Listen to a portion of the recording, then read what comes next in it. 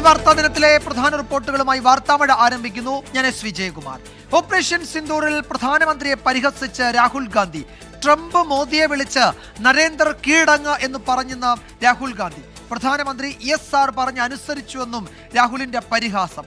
അമേരിക്കയുടെ ഭീഷണി ഉണ്ടായിരുന്നിട്ടും ഇന്ത്യ 1971 പാകിസ്ഥാനെ തകർത്തുവെന്നും രാഹുൽ ഗാന്ധി പറഞ്ഞു. ഭോപ്പാലിലെ പൊതുപരിപാടിയിലായിരുന്നു പരാമർശം. उधर से ट्रंप ने एक इशारा किया, फोन उठाया, कहा मोदी जी क्या कर रहे हो, नरेंद्र सरेंडर, और जी हजूर करके नरेंद्र मोदी जी ने ट्रंप के इशारे का पालन किया. രാഹുലിന് മറുപടിയുമായി BJP രംഗത്തെത്തി. രാഹുൽ സംസാരിക്കുന്നത് പാകിസ്ഥാന്റെ ISIയുടെ ഭാഷയിലെന്ന് BJP വക്താവ് തുഹിൻ സിൻഹ പ്രതികരിച്ചു. രാഹുൽ ജനങ്ങളെ തെറ്റിദ്ധരിപ്പിക്കുകയാണെന്നും BJP കുറ്റപ്പെടുത്തി. ബൽറാം നെടുങ്ങാടി ഡൽഹിയിൽ നിന്ന് വിവരങ്ങൾ നൽകും. ബൽറാം, ഈ വിഷയത്തിൽ നേരത്തെ തന്നെ രാഹുൽ ഗാന്ധി BJP ഒരു ഏറ്റുമുട്ടലിന്റെ വക്കോളമെത്തിയ വാക്പോര് നടന്നിരുന്നു. അതിന്റെ അടുത്ത ഘട്ടം കുറെ കൂടി രൂക്ഷ വിമർശനവുമായാണല്ലോ രാഹുൽ ഗാന്ധി ഇപ്പോൾ പൊതുവേദിയിൽ എത്തുന്നത്. എന്താണ് ഇക്കാര്യത്തിലെ BJPയുടെ പ്രതികരണം, കോൺഗ്രസിന്റെ മറുപടി?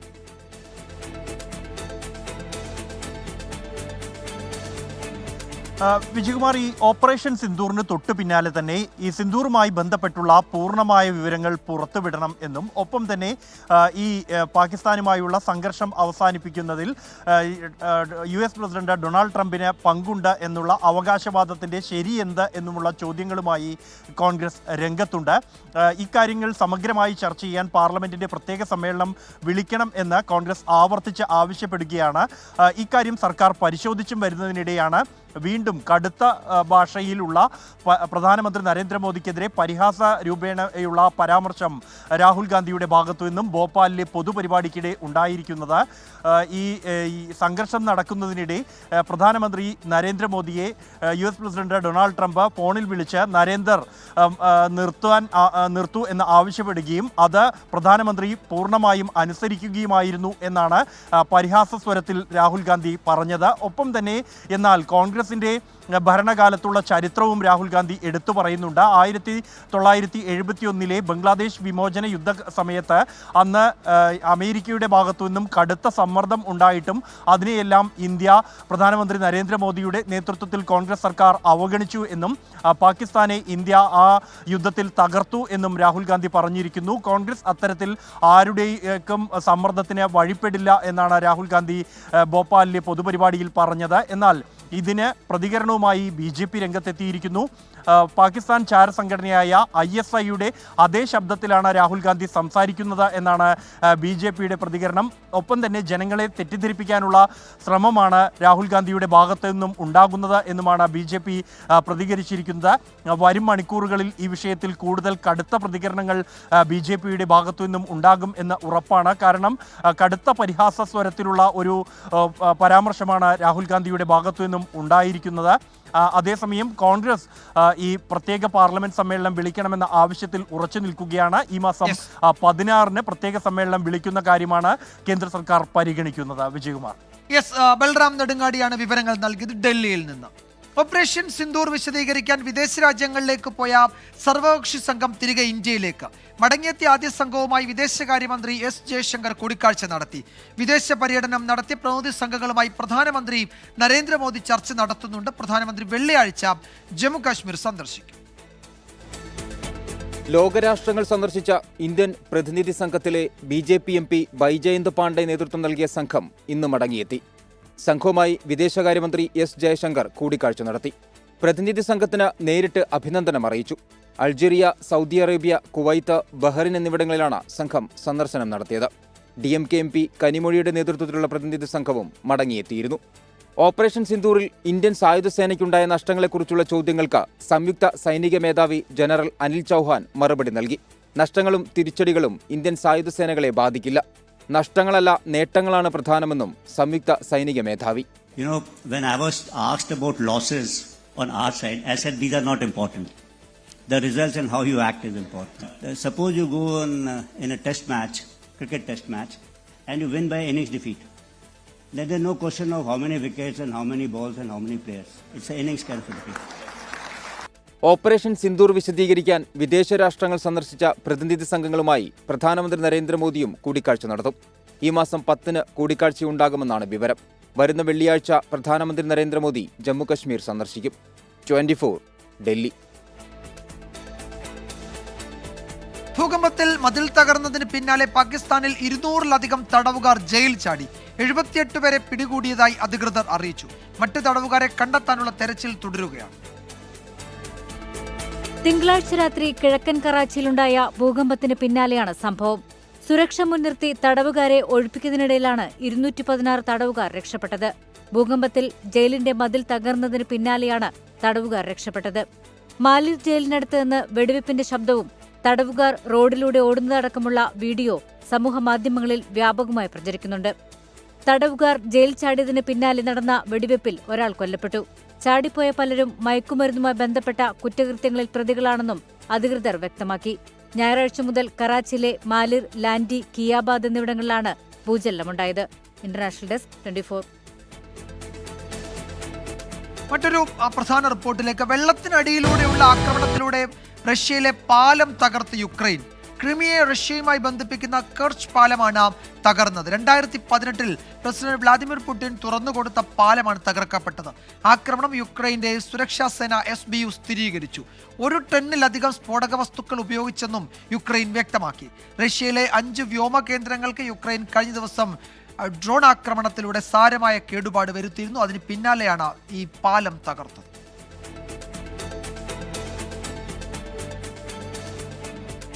ഗസയിലെ റഫയിൽ അമേരിക്കൻ നേതൃത്വത്തിലുള്ള ഗസ ഹ്യൂമാനിറ്റേറിയൻ ഫൗണ്ടേഷന്റെ മാനുഷിക സഹായ വിതരണ കേന്ദ്രത്തിനടുത്ത് ഇന്ന് രാവിലെ വീണ്ടും ഇസ്രായേൽ വെടിവെപ്പ്. വെടിവെപ്പിൽ 27 പേർ കൊല്ലപ്പെട്ടു.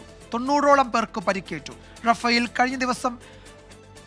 കഴിഞ്ഞ 8 ദിവസത്തിനിടെ നടക്കുന്ന 3ാമത്തെ വെടിവെപ്പാണിത്. ഇതോടെ കഴിഞ്ഞ 8 ദിവസത്തിനിടെ ഭക്ഷണ സാമഗ്രികൾക്കായി എത്തിയ 108 പേർ കൊല്ലപ്പെട്ടുവെന്നാണ് റിപ്പോർട്ടുകൾ. ഗസയിലെ വെടിവെപ്പുകളെ പറ്റി ഐക്യരാഷ്ട്രസഭ സ്വതന്ത്ര അന്വേഷണം നടത്തണമെന്ന് തിങ്കളാഴ്ച ആവശ്യപ്പെട്ടതിന് പിന്നാലെയാണ് ഇന്നത്തെ കൂട്ടക്കുരുതി. വടക്കു കിഴക്കൻ സംസ്ഥാനങ്ങളിൽ മഴക്കെടുതിയിൽ 37 മരണം. 5 ലക്ഷത്തിലധികം പേരെയാണ് മഴ ബാധിച്ചത്.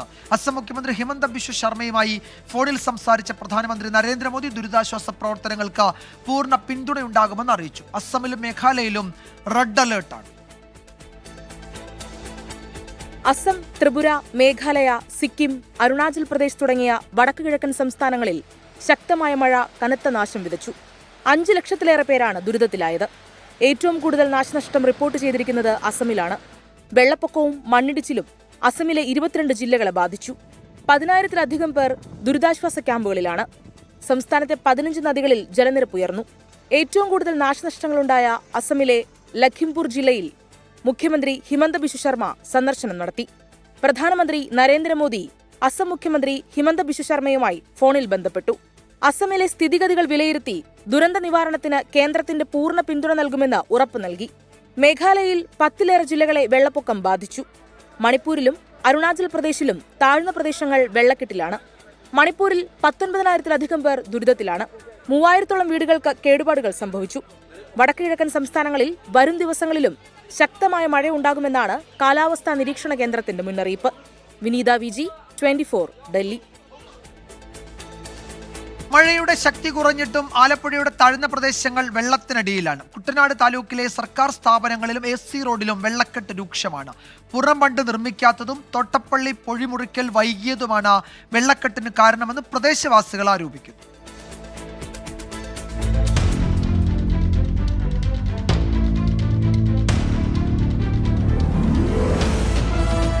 നടന്നു വരാം. എൻ്റെ വണ്ടി കുറച്ച് ദിവസം മുമ്പ് വെള്ളം കയറി പ്രശ്നമായിരുന്നു.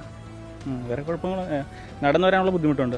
സബ് ട്രഷറി ആലപ്പുഴയിലേക്ക് മാറ്റി. അത് വെള്ളം കയറുമ്പോഴത്തേക്ക് ആൾക്കാർക്ക് വരാനൊക്കെ ബുദ്ധിമുട്ടല്ലേ, പൊതുജനങ്ങൾക്ക് ഉള്ളു വരുന്നില്ല. അതെ, വെള്ളക്കെട്ടാണ് പ്രശ്നമാണ്. കഴിഞ്ഞ 2 ദിവസമായി ആലപ്പുഴയിൽ മഴ പൂർണ്ണമായും ശമിച്ചിരുന്നു.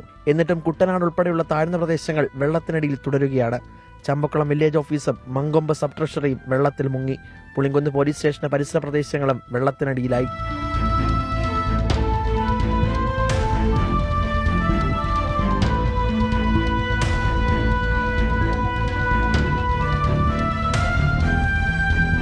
തോട്ടപ്പള്ളി പൊഴിമുറിക്കൽ വൈകിയതാണ് വെള്ളക്കെട്ട് രൂക്ഷമാകാൻ കാരണമെന്ന് നാട്ടുകാർ. പുറംബണ്ട് നിർമ്മിക്കുന്നതിന്റെ നടപടികൾ ഇഴഞ്ഞു നീങ്ങുന്നതിൽ MLA-ക്കെതിരെയും പ്രതിഷേധം.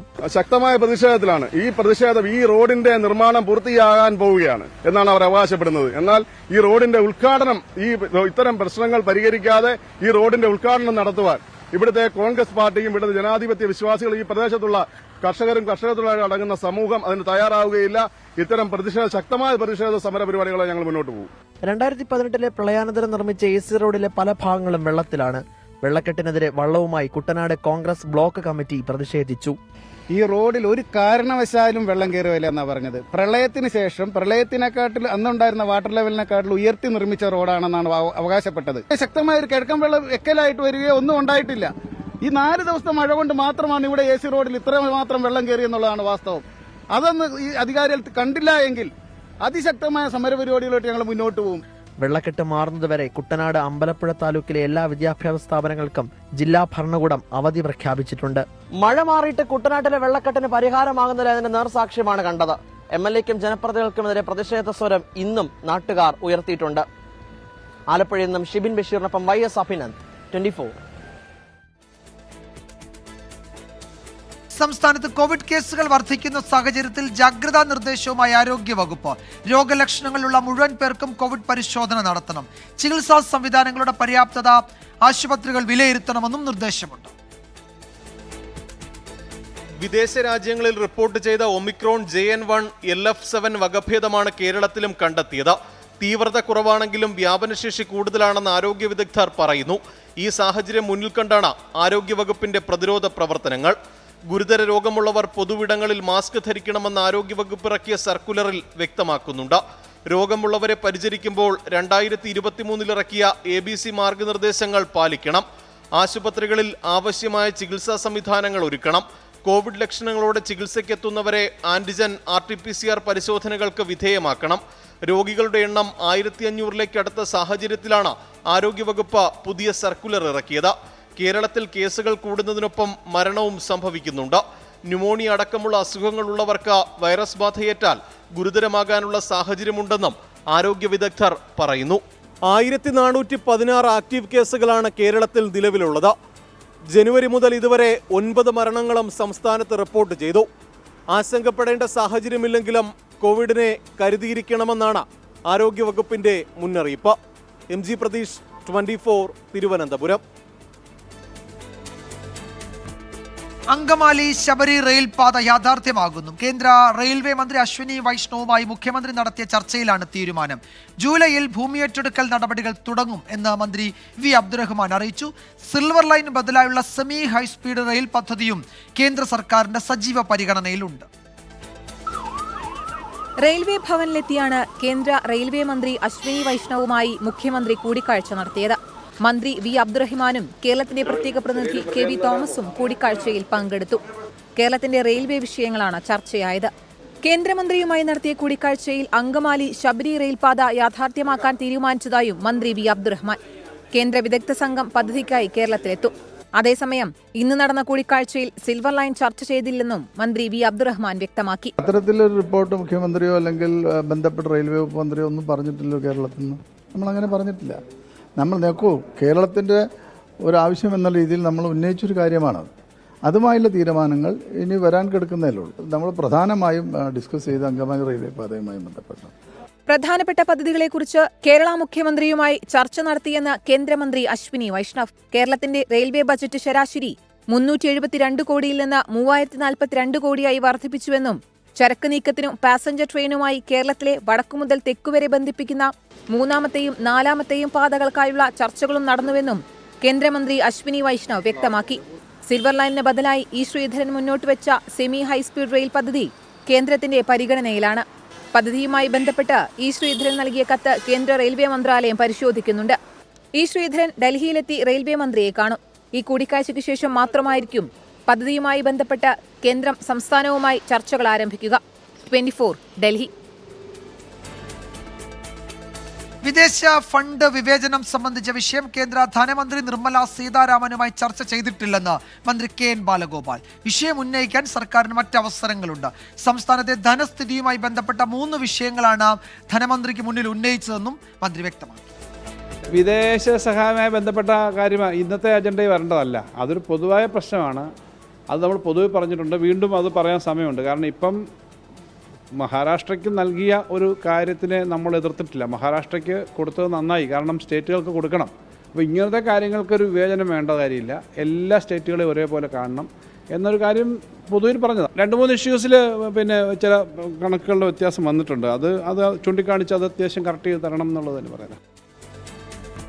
കാസർഗോഡ് ചാലിങ്കാലിൽ ദേശീയപാത നിർമ്മാണത്തിന്റെ മറവിൽ 3 ഏക്കർ വിസ്തൃതിയിൽ മേഘ കൺസ്ട്രക്ഷൻ കമ്പനി അനധികൃത ഖനനം നടത്തിയ സംഭവത്തിൽ ജിയോളജി വകുപ്പിന്റെ നടപടി മാത്രം പോരെന്ന് നാട്ടുകാർ.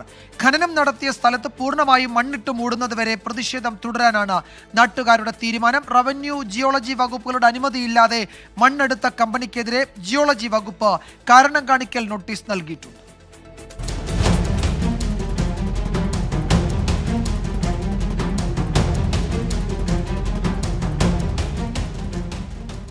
ദേശീയപാത നിർമ്മാണത്തിന്റെ മറവിലാണ് പുല്ലൂർ പെരിയ പഞ്ചായത്തിലെ ചാലിങ്കാലിൽ മേഘ കൺസ്ട്രക്ഷൻ കമ്പനി 3 ഏക്കറോളം സ്ഥലത്ത് തടാക രൂപത്തിൽ ആഴത്തിലുള്ള ഖനനം നടത്തിയത്.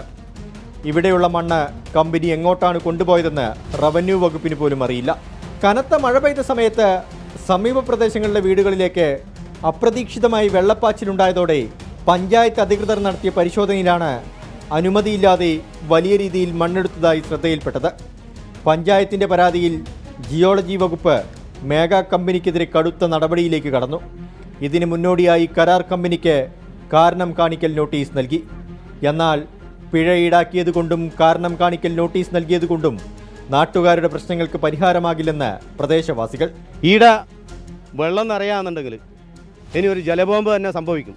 കാരണം എന്ന് വെച്ചാൽ ഇതിൻ്റെ അപ്പുറത്തുള്ള LP സ്കൂളുണ്ട്, പിന്നെ 10-15 വീടുണ്ട്. ഇതെല്ലാം ഒലിച്ചു പോകാനുള്ളൊരു സാഹചര്യമാണുള്ളത്. അതുകൊണ്ട് പിന്നെ ഇത് എത്രയും പെട്ടെന്ന് പൂർവ്വസ്ഥിതിയിലേക്ക് എത്തിച്ച് തരണം എന്നാണ് ഞങ്ങൾക്ക് പറയാനുള്ളത്.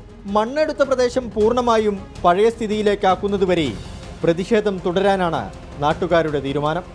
പുല്ലൂർ വില്ലേജ് ഓഫീസറുടെ മൂക്കിന് താഴെ വലിയൊരു ജലബോംബ് സൃഷ്ടിച്ചിട്ടും റവന്യൂ അധികൃതർ ഇതൊന്നും അറിഞ്ഞില്ലെന്ന് പറയുന്നത് അത്ഭുതമാണ്. മേഘ കൺസ്ട്രക്ഷൻ കമ്പനിക്കെതിരെ പിഴ ചുമത്തിയതുകൊണ്ട് ചെയ്തു കൂട്ടിയ പാതകങ്ങൾക്ക് പരിഹാരമാകുമോ?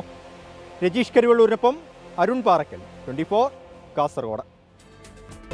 വാർത്താമഴയിലേക്ക് വീണ്ടും സ്വാഗതം. മലയാള സർവകലാശാലയ്ക്ക് പുതിയ വൈസ് ചാൻസലർ ഡോക്ടർ CR പ്രസാദാണ് പുതിയ VC. കേരള സർവകലാശാല കാര്യവട്ടം ക്യാമ്പസിലെ കേരള സ്റ്റഡീസ് വകുപ്പ് മേധാവിയാണ്. അജീഷ് ജയകുമാർ വിവരങ്ങൾ നൽകും. തിരുവനന്തപുരത്ത് നിന്ന് അജീഷ്, എന്തൊക്കെയാണ് വിശദാംശങ്ങൾ?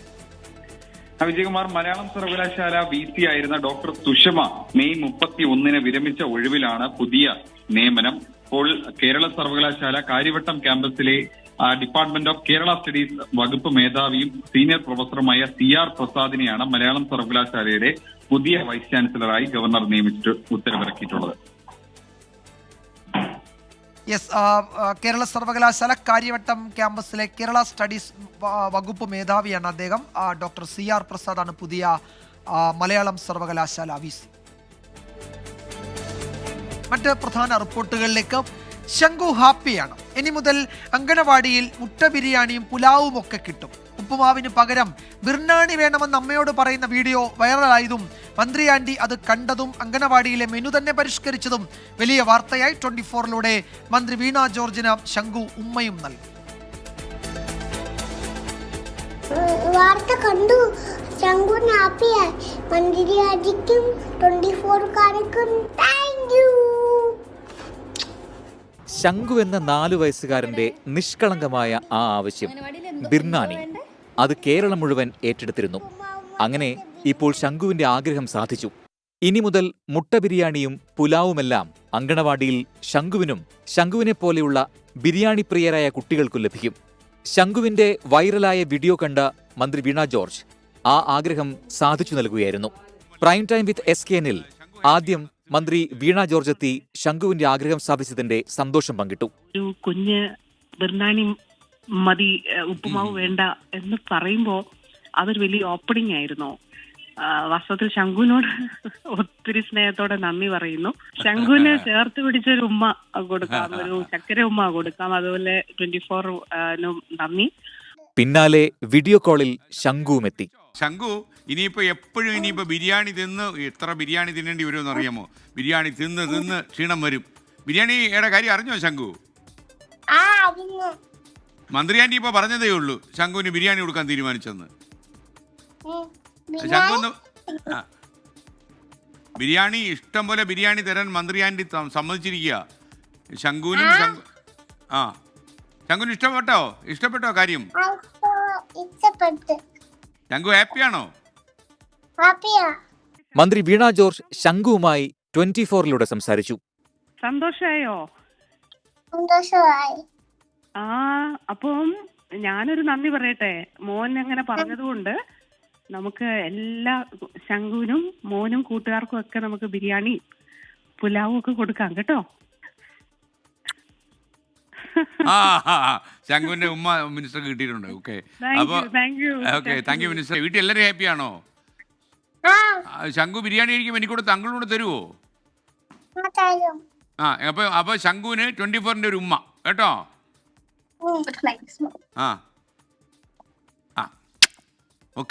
ശംഖുവിന്റെ ആവശ്യം വൈറലായതോടെ സംസ്ഥാനത്തെ അങ്കണവാടികളിൽ പൊതുവായ ഒരു മെനു ഏർപ്പെടുത്താമെന്ന തീരുമാനത്തിൽ എത്തിയത് നിസ്സാര കാര്യമല്ല. കുഞ്ഞുങ്ങളുടെ മനസ്സറിഞ്ഞ് പ്രവർത്തിച്ച മന്ത്രി ആന്റിയുടെ മനസ്സും ശംഖുവിന്റെ സ്നേഹത്തിൽ നിറഞ്ഞു കാണണം. News desk 24. തിരുവനന്തപുരത്ത് സ്കൂൾ പ്രവേശനോത്സവ ചടങ്ങിൽ പോക്സോ കേസ് പ്രതിയായ വ്ലോഗർ മുഖ്യാതിഥിയായതിൽ അന്വേഷണം പ്രഖ്യാപിച്ച് വിദ്യാഭ്യാസ മന്ത്രി. അന്വേഷണം നടത്തി റിപ്പോർട്ട് സമർപ്പിക്കാൻ ജില്ലാ വിദ്യാഭ്യാസ ഡെപ്യൂട്ടി ഡയറക്ടർക്ക് മന്ത്രി നിർദ്ദേശം നൽകി. പരിപാടിയുടെ സ്പോൺസറാണ് മുകേഷ് എം നായരെ ക്ഷണിച്ചത് എന്നാണ് സ്കൂൾ അധികൃതരുടെ വിശദീകരണം. തിരുവനന്തപുരം ഗവൺമെന്റ് ഫോർട്ട് ഹൈസ്കൂളിൽ കഴിഞ്ഞ ദിവസം നടന്ന പ്രവേശനോത്സവത്തിലാണ് മുഖ്യാതിഥിയായി പോക്സോ കേസ് പ്രതി വ്ലോഗർ മുകേഷ് എം നായർ പങ്കെടുത്തത്.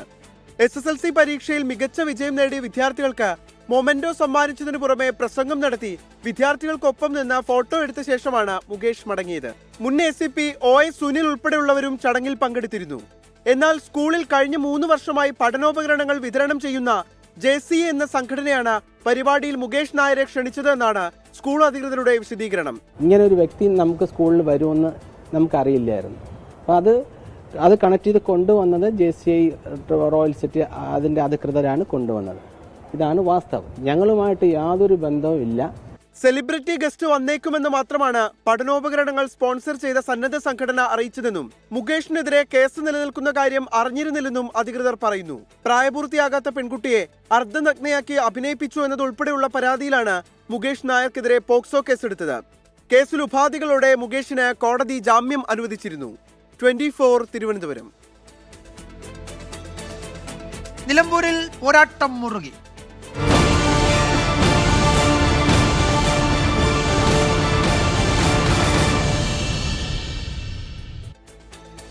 PV അൻവറിന് തൃണമൂൽ കോൺഗ്രസിന്റെ ഔദ്യോഗിക സ്ഥാനാർത്ഥിയായി മത്സരിക്കാനാകില്ല. പാർട്ടി ചിഹ്നത്തിൽ മത്സരിക്കാൻ സമർപ്പിച്ച നാമനിർദ്ദേശ പത്രിക തെരഞ്ഞെടുപ്പ് കമ്മീഷൻ തള്ളി. സ്വതന്ത്ര സ്ഥാനാർത്ഥിയായി സമർപ്പിച്ച പത്രിക അംഗീകരിക്കുകയും ചെയ്തു. തൃണമൂൽ കോൺഗ്രസിന്റെ സംസ്ഥാന ഘടകം കേരളത്തിൽ രജിസ്റ്റർ ചെയ്തിട്ടില്ലെന്ന് കാണിച്ചാണ് തിരഞ്ഞെടുപ്പ് കമ്മീഷൻ PV അൻവറിന്റെ ഒരു പത്രിക തള്ളിയത്. ദേശീയ പാർട്ടി അല്ലാതെ മത്സരിക്കുന്നവരുടെ നാമനിർദ്ദേശ പത്രികയിൽ മണ്ഡലത്തിലെ 10 പേരുടെ ഒപ്പ് വേണമെന്നാണ് ചട്ടം. എന്നാൽ അൻവറിന്റെ പത്രികയിൽ ഒരാളുടെ ഒപ്പ് മാത്രമാണ് ഉണ്ടായിരുന്നത്. ഇതും ഒരു സെറ്റ് പത്രിക തള്ളാൻ കാരണമായി. സ്വതന്ത്ര സ്ഥാനാർത്ഥിയായി മത്സരിക്കാൻ നൽകിയ പത്രിക അംഗീകരിച്ചു. ചിഹ്നം ഏതായാലും തിരിച്ചടിയല്ലെന്നും പിണറായിക്കെതിരെയാണ് പോരാട്ടമെന്നും PV അൻവർ. അവിടെ പിണറായിസത്തിനെതിരെയുള്ള ഏറ്റുമുട്ടലാണ്. പിണറായിസത്തിന് വേണ്ടി ജീവിതം കൊടുത്ത വ്യക്തിയാണ് ഞാൻ. അത് ആ നാട്ടിലെ ജനങ്ങൾക്കറിയാം. അപ്പോൾ പിണറായിസത്തെ ആരാണ് ശക്തമായി എതിർക്കുന്നത്? ആ ശക്തമായി എതിർക്കുന്നവർക്ക് വോട്ട് നൽകാൻ ജനം അവിടെ കാത്തിരിക്കുകയാണ്. ഒന്ന് തെളിഞ്ഞ പിണറായിയാണ്, മറ്റൊന്ന് ഒളിഞ്ഞു നിൽക്കുന്ന പിണറായിസത്തിന്റെ വക്താവാണ്. സ്ഥാനാർത്ഥി പ്രഖ്യാപനത്തിലെ ആശയക്കുഴപ്പമാണ് പത്രിക തള്ളാൻ കാരണമെന്ന് വിശദീകരിക്കുകയാണ് തൃണമൂൽ കോൺഗ്രസ് ദേശീയ നേതൃത്വം. സ്ഥാനാർത്ഥി പ്രഖ്യാപനം വൈകിയതിനാൽ ദേശീയ നേതൃത്വത്തിന്റെ കത്ത് തെരഞ്ഞെടുപ്പ് കമ്മീഷന് നൽകുന്നതിൽ ആശയക്കുഴപ്പമുണ്ടായി. സ്വതന്ത്ര സ്ഥാനാർത്ഥിയാണെങ്കിലും അൻവറിന് പാർട്ടിയുടെ പിന്തുണയുണ്ടെന്നും നേതൃത്വം. പത്രിക തള്ളിയത് സാങ്കേതിക കാരണങ്ങൾ കൊണ്ടാണെന്നും തങ്ങളത് കാര്യമാക്കുന്നില്ല എന്നുമാണ് LDFന്റെയും UDFന്റെയും നിലപാട്. News desk 24. വർഗീയവാദികളുടെ വോട്ട് വേണ്ടെന്ന നിലമ്പൂരിലെ ഇടതു സ്ഥാനാർത്ഥി M സ്വരാജ്. വർഗീയവാദികൾ നല്ല മനുഷ്യരല്ല, അവരുടെ വോട്ടുകൾ വേണ്ട. വർഗീയ ചിന്തകൾ ഉള്ളവർ അതുപേക്ഷിച്ച് മതനിരപേക്ഷ പക്ഷത്തേക്ക് വരികയാണ് വേണ്ടതെന്നും സ്വരാജ് പറഞ്ഞു.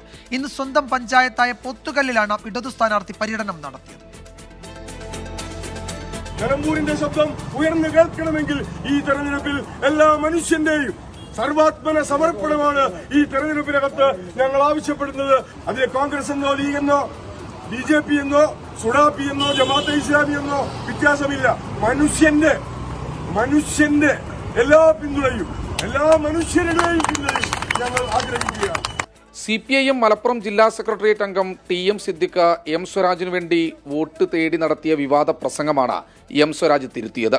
BJPയുടെയും ജമാഅത്തെ ഇസ്ലാമിയുടെയും SDP-യുടെയും ഒക്കെ വോട്ട് വേണമെന്നാണ് സിദ്ദിഖ് പറഞ്ഞത്. എല്ലാ നല്ല മനുഷ്യരുടെയും വോട്ട് വേണമെന്നായിരിക്കും TM സിദ്ദിഖ് പറഞ്ഞിരിക്കുന്നതെന്ന് M സ്വരാജ്. എല്ലാ നല്ല മനുഷ്യരുടെയും വോട്ട് വേണം എന്ന് പൊതുവിൽ നമ്മൾ പറയാറുള്ളതാണ്. എല്ലാ മനുഷ്യരുടെയും വോട്ട് വേണം എന്ന് പറഞ്ഞാൽ അതിൽ തെറ്റൊന്നുമില്ല. കാരണം ഒരു വർഗീയവാദിയെ ഒരു മനുഷ്യനായി തന്നെ ഞങ്ങൾ കണക്കാക്കുന്നില്ല, ഞാൻ കണക്കാക്കുന്നില്ല. അതുകൊണ്ട് തന്നെ എല്ലാ മനുഷ്യരുടെയും വോട്ട് വേണമെന്ന് ഒരു ഇടതുപക്ഷ നേതാവ് പറഞ്ഞാൽ അതിൻ്റെ അർത്ഥം മനുഷ്യസ്നേഹവും മനുഷ്യത്വവും മാനവികതയും എല്ലാം ഉയർത്തിപ്പിടിക്കുന്ന എല്ലാ നല്ല മനുഷ്യരുടെയും വോട്ട് വേണമെന്നാണ്. ഇന്ന് ജന്മനാടായ പോത്തുകല്ലിലായിരുന്നു ഇടതു സ്ഥാനാർത്ഥി പര്യടനം നടത്തിയത്.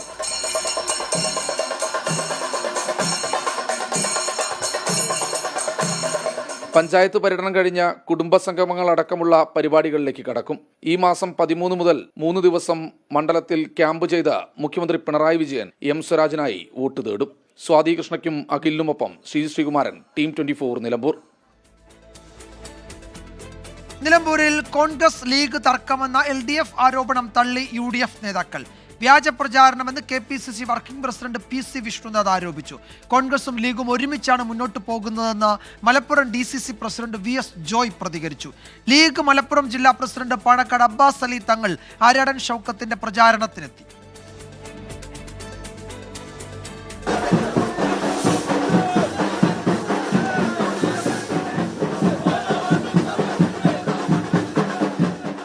വിവാദങ്ങളെ പാടെ അവഗണിച്ചാണ് UDF നേതാക്കൾ ഒറ്റക്കെട്ടായ പ്രചാരണ രംഗത്ത് സജീവമാകുന്നത്.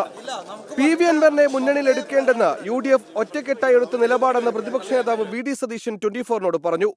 PV അൻവറിന്റെ വാതിൽ എന്നേക്കുമായി അടച്ചുവെന്നും VD സതീശൻ.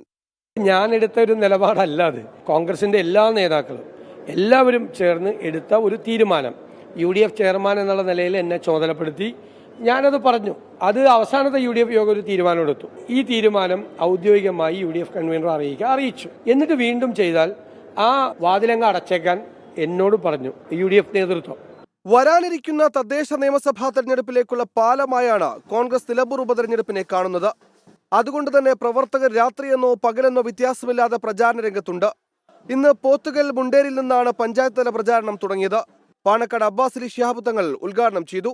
മലപ്പുറം ജില്ലയെ വർഗീയ ഒരു ജില്ലയാക്കി പലരും തെറ്റിദ്ധരിപ്പിക്കുമ്പോൾ, വർഗീയ ധ്രുവീകരണം കൊണ്ട് ജനങ്ങളെ ഭിന്നിപ്പിച്ചുകൊണ്ട് രാഷ്ട്രീയ നേട്ടം കൊയ്യാൻ ശ്രമിക്കുമ്പോൾ വലിയൊരു ശക്തമായ മുന്നേറ്റം ഉണ്ടാക്കുവാൻ ഈ നിലമ്പൂർ നിയോജകമണ്ഡലം ഉപതെരഞ്ഞെടുപ്പ് അതിനൊരു ഭാഗമാകും.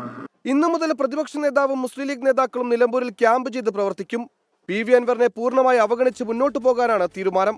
24 നിലമ്പൂർ.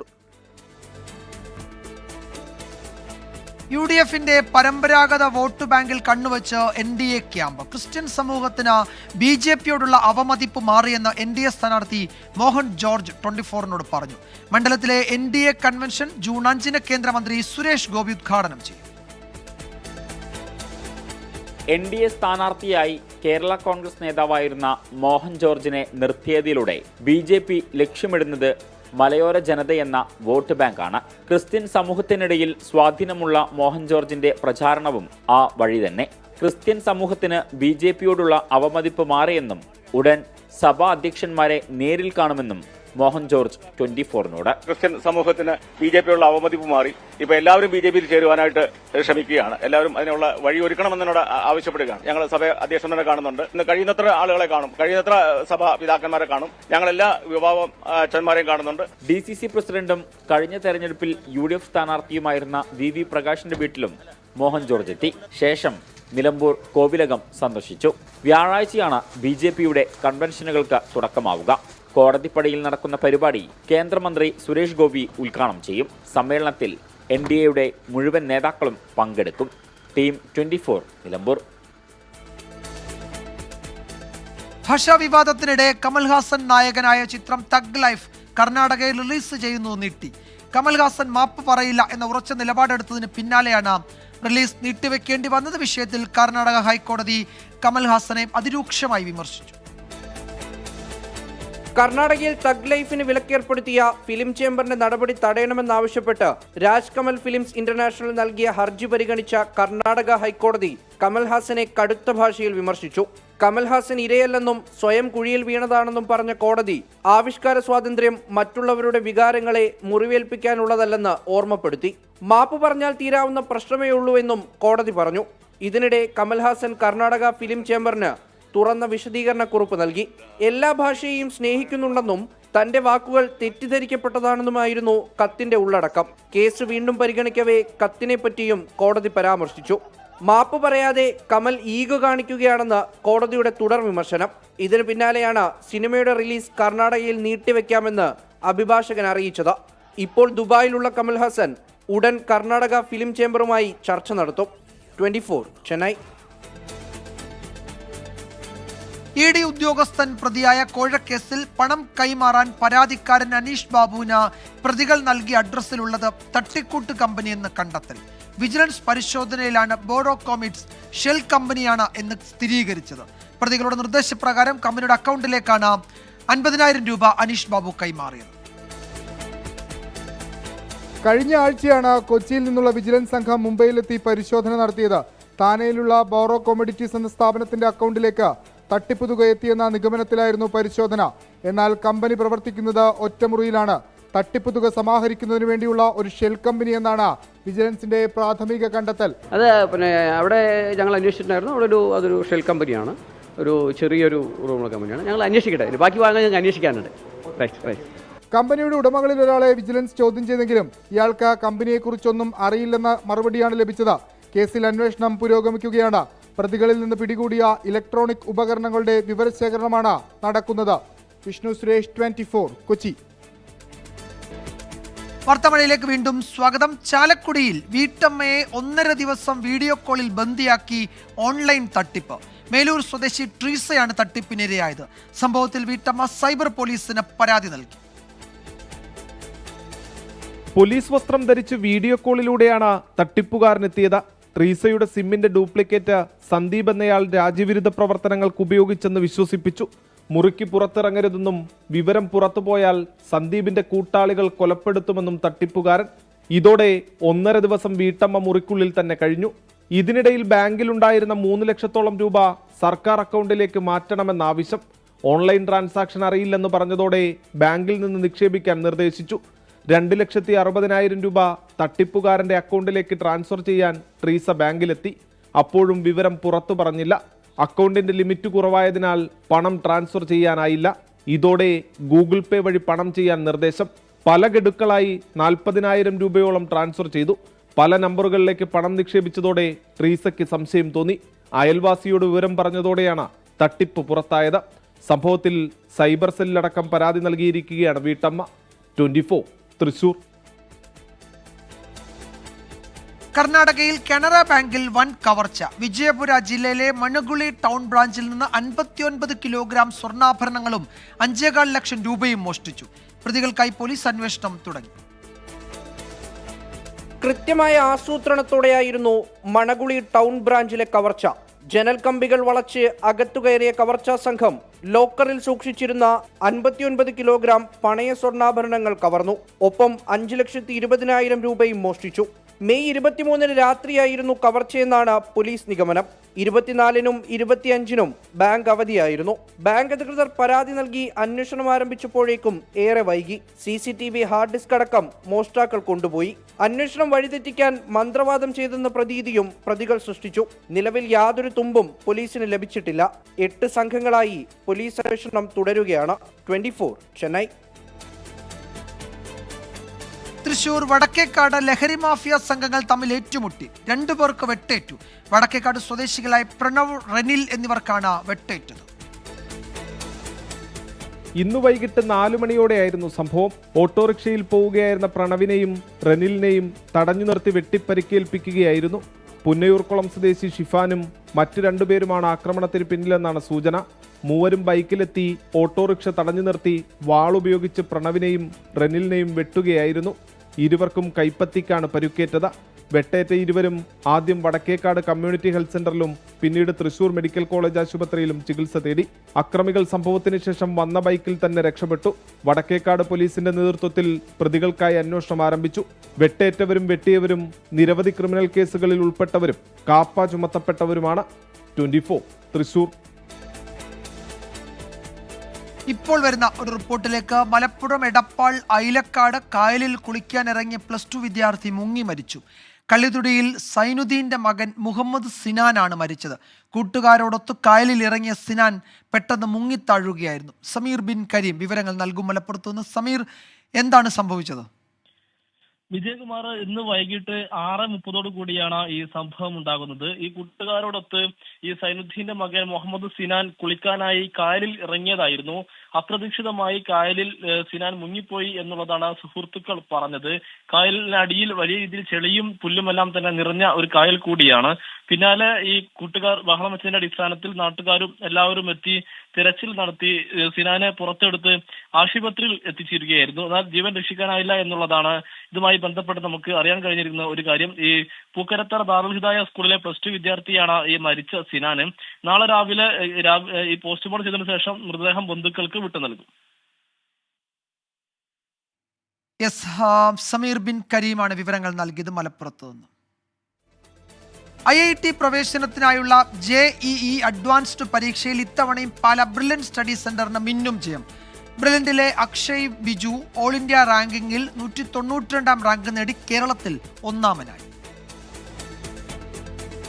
പാലാ ബ്രില്യൻറ്റ് സ്റ്റഡി സെന്ററിന് JEE അഡ്വാൻസ് പരീക്ഷയിൽ കഴിഞ്ഞ വർഷങ്ങളെക്കാൾ തിളക്കമാർന്ന നേട്ടം.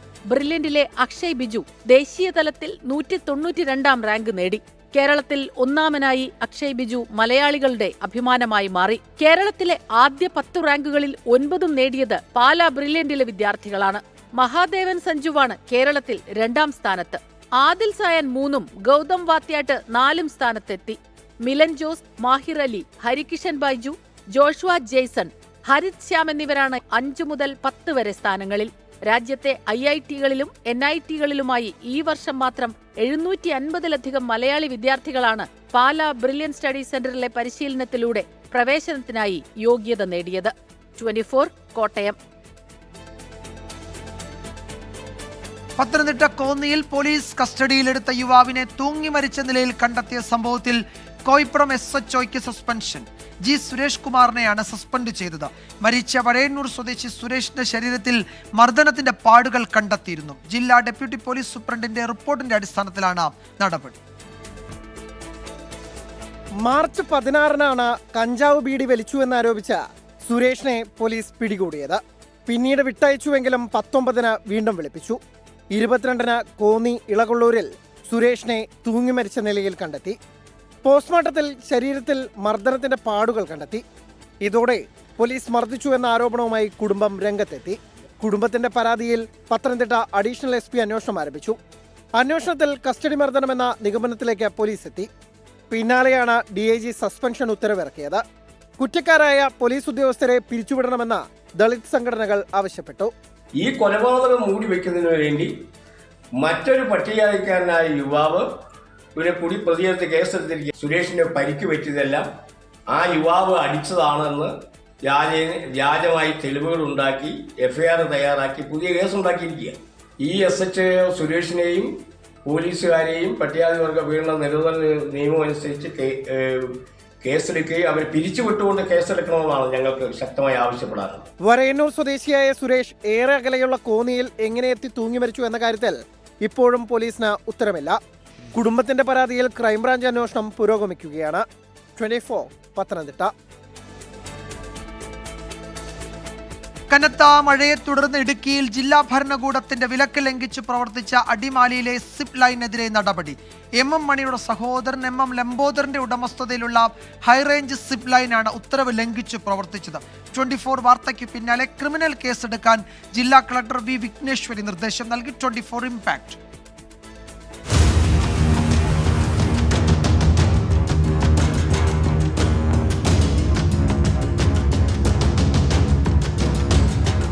മഴയ്ക്ക് ശമനമുണ്ടെങ്കിലും അപകട സാധ്യതയുള്ള മേഖലകളിലെ സാഹസിക വിനോദത്തിന് ജില്ലാ കളക്ടർ ഏർപ്പെടുത്തിയ നിരോധനം തുടരുകയാണ്.